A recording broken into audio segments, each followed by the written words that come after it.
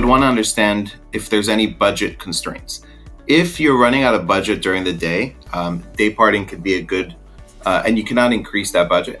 Day parting could be good because perhaps you want to be visible later in the hours of the day when you're seeing that you have more orders in your business. So that's a good use case to maybe not run ads overnight or not run ads, maybe in the middle of the day, you take a pause and then you are again visible in the evening.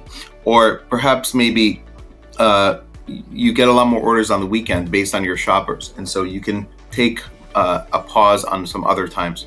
One thing that is now allowing us to make more data-driven decisions around day parting is something called the Amazon Marketing Stream, which is an API that allows you to have hourly data from Amazon around cost per click, conversion rate, sales, ACoS for every single hour that your campaigns are running.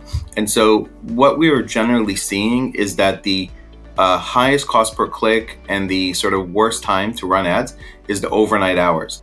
So if I were to give you one use case, even if you didn't have access to Amazon Marketing Stream, is perhaps to pause ads overnight, because everybody's budgets are resetting at 12 a.m. Pacific time.